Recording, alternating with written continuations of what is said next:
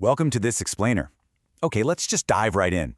We're going to travel all the way back to ancient Mesopotamia. So that's the fertile land between the Tigris and Euphrates rivers in modern-day Iraq. Now, I want you to imagine being a farmer or a traveler thousands of years ago, and you suddenly stumble upon this mysterious, extremely smelly, pitch-black goo just bubbling up right out of the earth. I mean, it must have been totally bizarre. Because, think about it. This strange substance behaved completely differently from water.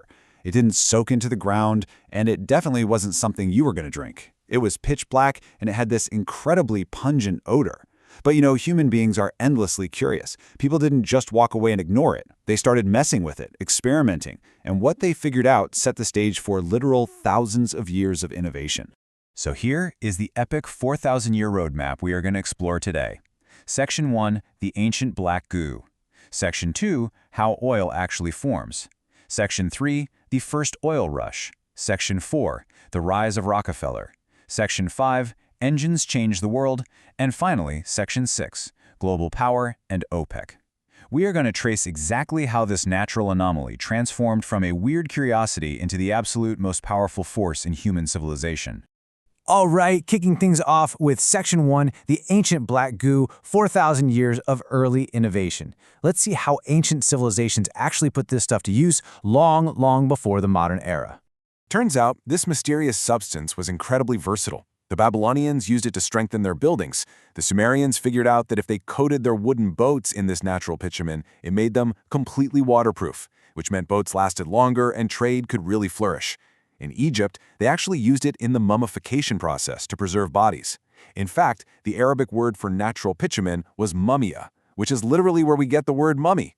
Meanwhile, thousands of miles away in China, people were already drilling deep into the earth, using hollow bamboo pipes to extract gas and oil for light and heat. The Persians saw its destructive potential and used it for flaming arrows. And the Greeks? Well, ironically enough, they used it for medical treatments on skin and joints. And modern science actually backs this up. Some components of crude oil do have antibacterial properties. So you have all these massive empires using it, and yet, no one on Earth actually knew what it was. Which brings us to Section 2, how oil actually forms, the true origin story.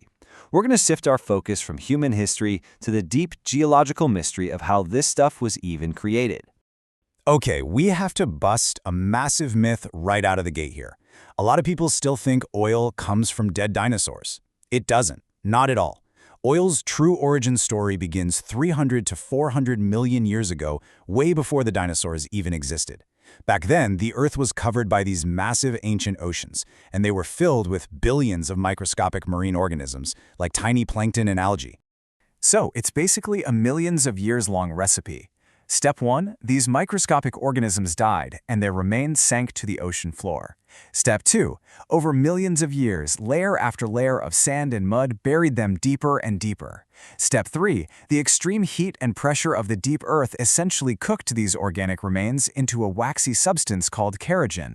And then Step 4, when the underground temperature hit the absolute sweet spot of 60 to 120 degrees Celsius, that kerogen slowly transformed into crude oil. And here is a wild detail for you. If the temperature happens to rise above 120 degrees, it overcooks and it turns into natural gas instead. So kerogen is this waxy organic matter that eventually becomes fossil fuel.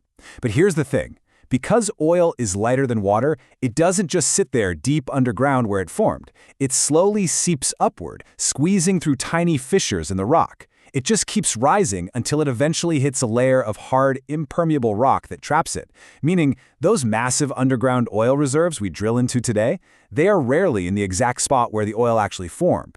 Let's jump to Section 3, the first oil rush, striking black gold. Fast forward to the 19th century Industrial Revolution. Cities are exploding in size, factories are booming, and people desperately need light. Now, whale oil was the go-to for lamps, but whales were being hunted so fast that the oil was getting crazy expensive. Then, in 1846, a Canadian geologist named Abraham Gessner invents a cleaner, safer fuel from crude oil called kerosene. Suddenly, the whole world needs crude oil. But how do you get it in massive quantities? Enter a guy named Edwin Drake. Now, Drake wasn't a scientist, he wasn't a geologist, he was just a retired railway worker sent out to Pennsylvania to see if he could literally drill for oil. For months, he failed. The money dried up, everyone thought he was crazy, but he absolutely refused to quit. And on August 27, 1859, in the tiny town of Titusville, Pennsylvania, he struck oil at an incredibly shallow depth of just 69 feet. He proved right there that you didn't have to wait for oil to naturally seep to the surface. You could just pump it right out of the ground. And this triggered absolute chaos. Overnight, thousands of people flooded into Pennsylvania. Quiet farmlands were instantly transformed into these wild forests of drilling towers. Land prices went to the moon, and ordinary farmers became millionaires basically in the blink of an eye. But this first oil rush was totally unorganized. Prices would spike wildly and then crash so hard that entire companies went bankrupt overnight. The big question became, how do you actually make consistent, reliable money from this boom and bust madness? Well, that brings us to Section 4, the rise of Rockefeller, refining an empire. Because one man looked at this chaos and saw the industry completely differently.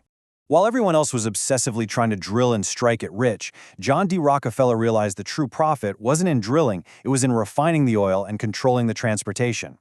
Because crude oil straight out of the ground is useless. It has to be refined into kerosene to actually make money. He invested in his first refinery in 1863, but his true genius was logistics. He struck these special, highly secret deals with railway companies to transport his oil at incredibly low rates, while his competitors had to pay full price. He essentially crushed the competition, bought up all the failing refineries, and formed Standard Oil in 1870. Within just a single decade, Standard Oil captured a staggering 90% of the entire U.S. refining market. 90%! His monopoly was so absolute that the U.S. government actually grew terrified of his power. In 1911, the Supreme Court forced the breakup of Standard Oil into dozens of smaller companies just to restore some level of competition. But here's the ultimate historical irony. When the company was broken up, the stock prices of all those newly independent companies absolutely surged. And because Rockefeller kept his shares in all of them, the breakup actually made him the richest man in history. To put that into perspective, adjusted for today, his net worth was an estimated $400 billion. All right, moving on to Section 5, Engines Change the World, the Combustion Revolution. Up until this point, remember, the main use for oil was basically just kerosene for lamps. But a new invention was about to change the world forever and completely cement oil's dominance. The internal combustion engine. The true power of crude oil was suddenly unlocked by petrol, or gasoline. In 1886, a German engineer named Carl Benz built the first successful petrol-powered car. At first, people thought it was just a quirky novelty. But then came Henry Ford. In 1908, he launches the Model T, using assembly line techniques to make cars fast and affordable for everyday people. Within years, millions of cars are hitting the roads. Then came the trucks, the buses, the tractors. Almost overnight, oil went from just keeping the lights on to being the indispensable heartbeat of the entire modern global economy. And that leads us to our final chapter, Section 6, Global Power and OPEC. The shift to the Middle East. Because with global demand skyrocketing to power all these brand new machines, a massive looming question basically defined the 20th century. Where is all this new oil going to come from? Early on, America was the biggest producer, but geological explorations slowly started revealing that the truly massive reserves were actually hidden under the sands of the Middle East. In 1908, a British expedition found the first major commercial oil field in Iran. Then, in Saudi Arabia, after years of heartbreaking expensive failures, they finally struck massive amounts of oil at Dammam No. 7 in 1938. The whole center of global geopolitical power dramatically shifted. Originally, foreign companies were taking most of the profits from these lands. But in 1960, Saudi Arabia, Iran, Iraq, Kuwait, and Venezuela decided to band together. They formed OPEC, aiming to finally take back control of their own production and their own pricing. And the sheer leverage OPEC had over the rest of the world became shockingly clear in 1973. During a conflict in the Middle East, several Arab oil-producing nations decided to reduce their oil production and halt supplies to certain countries. And the result? It was instantaneous. Global prices multiplied rapidly. People were sitting in miles-long lines at petrol pumps, manufacturing costs completely soared, and global inflation spiked. This event proved, without a shadow of a doubt, that simply reducing the supply of oil could instantly paralyze the entire global economy. Every modern nation realized they were utterly dependent on it. So let's take a step back and look at the big picture here. The crucial takeaway from this epic biography is the staggering transformation of oil itself. 4,000 years ago, it was just a mysterious black goo seeping out of the dirt that farmers used to waterproof their boats. Today, it has given humanity light, speed, and massive industry. It's created the largest companies in the world, birthed the richest individuals in history, and it has literally dictated global politics for over a century. But this whole journey also leaves us with a pretty profound realization.